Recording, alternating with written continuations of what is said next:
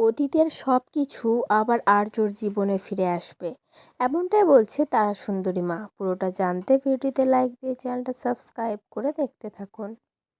চিরদিনই তুমি যে আমারের আগামী পর্বে আমরা দেখতে পাবো অপর্ণার মা সুমি ছাদে জামা কাপড় শুকোতে দিতে আসে। আর সেখানে এসে সে দেখতে পায় আর্য স্যারের ঘড়ি। তখন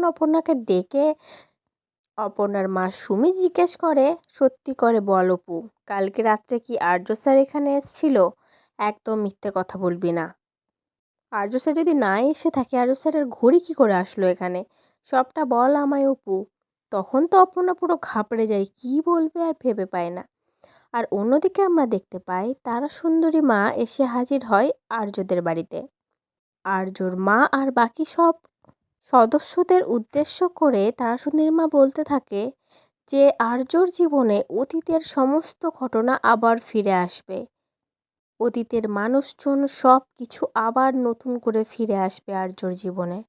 আর আর্য সিঁড়ি দিয়ে নামতে নামতে হঠাৎ তারা সুন্দরী মায়ের এই কথাটা শুনে পুরো অবাক হয়ে যায়।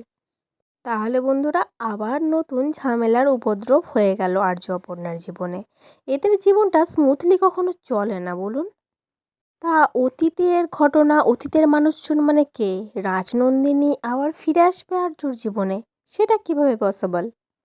আমরা তো জানি রাজনন্দিনী মারা গেছে, নাকি রাজনন্দিনী বেঁচে আছে। কি মনে হচ্ছে তোমাদের? কমেন্ট করে অবশ্যই জানিও। পরবর্তী আপডেট নিয়ে তাড়াতাড়ি আসছি, সঙ্গে থেকো, সাথে থেকো, চ্যানেলটা সাবস্ক্রাইব করে দিও। ধন্যবাদ।